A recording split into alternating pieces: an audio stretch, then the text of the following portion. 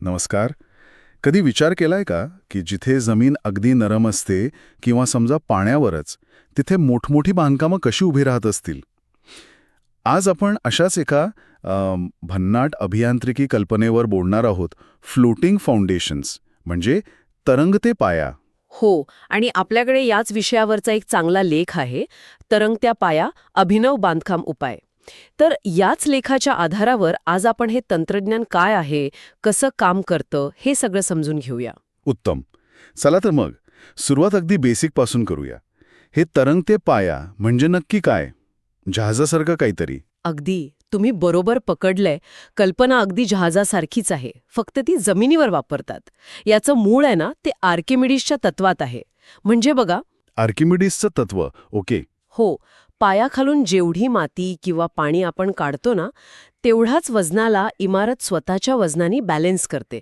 त्यामुळे काय होतं की इमारतीचा भार थेट त्या खालच्या कमजोर जमिनीवर येत नाही. ती एका अर्थी तरंगते. अच्छा, म्हणजे ती स्वतःच स्वतःला उचलून धरते असं म्हणायला हरकत नाही.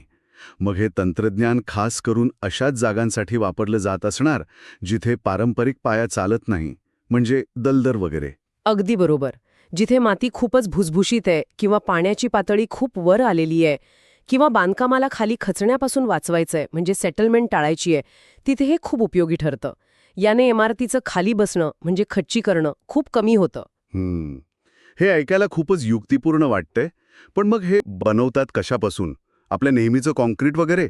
हो, मुख्यतः प्रबलित कॉन्क्रीट म्हणजे रिइन्फोर्स्ड कॉन्क्रीटच जास्त वापरतात. ते मजबूत आणि टिकाऊ आहे ना. पण कधीकधी म्हणजे गरजेनुसार स्टील किंवा जिओसिंथेटिक्स सारखे थोडे आधुनिक मटेरियल्स पण वापरले जातात. पण हे सगळं ठरवण्याआधी एक खूप महत्वाची पायरी आहे, भूगर्भीय चाचणी. भूगर्भीय चाचणी, जिओटेक्निकल इन्व्हेस्टिगेशन.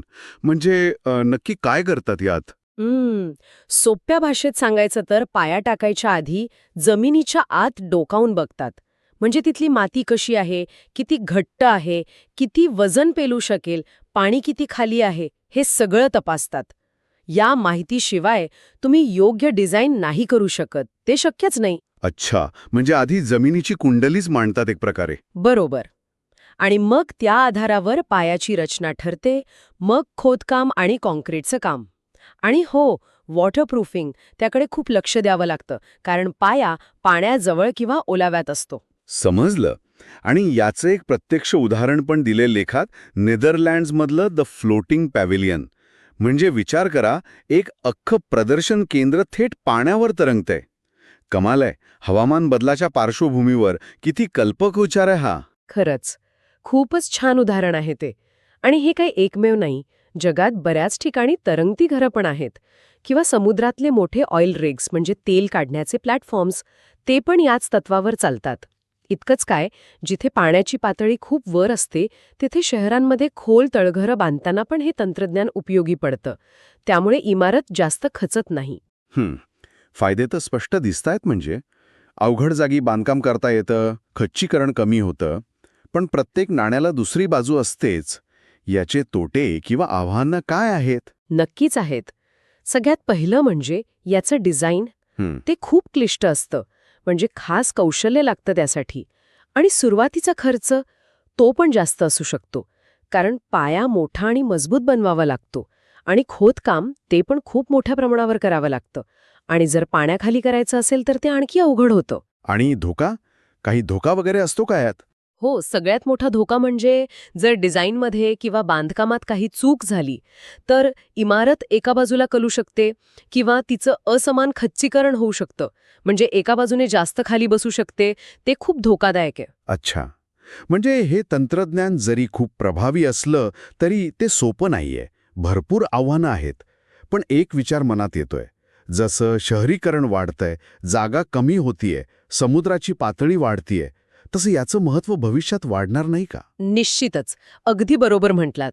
हवामान बदलामुळे तर किनारपट्टीच्या शहरांसाठी हे खूप महत्वाचं ठरू शकतं. जिथे जमिनीची कमतरता आहे किंवा पुराचा धोका आहे, तिथे असे तरंगते पर्याय खूप उपयोगी ठरतील. काय सांगावं, भविष्यात कदाचित आपल्याला पाण्यावर तरंगणाऱ्या पूर्ण वस्त्या किंवा मोठे औद्योगिक भाग पण बघायला मिळतील. तर आजच्या चर्चेतून हे स्पष्ट झालं की तरंगते पाया हे बांधकाम क्षेत्रातलं एक धाडसी आणि खरंच भविष्यवेधी तंत्रज्ञान आहे. आव्हानं जरी असली तरी मानवी कल्पकता कशी त्यावर मात करू शकते याचं हे उत्तम उदाहरण आहे. हो, अगदी. आणि या लेखाच्या निमित्तानं एक विचार करण्यासारखा मुद्दा आपल्यासमोर येतो, तो म्हणजे भविष्यात जर जमीन खरंच अपुरी पडू लागली आणि पाण्याची पातळी वाढत राहिली, तर आपण खरंच मोठ्या प्रमाणावर पाण्यावर शहरं वसू शकू का? या तंत्रज्ञानाच्या मर्यादा काय असतील? आणि त्या ओलांडण्यासाठी आपल्याला अजून काय काय करावं लागेल? यावर विचार करायला नक्कीच जागा आहे.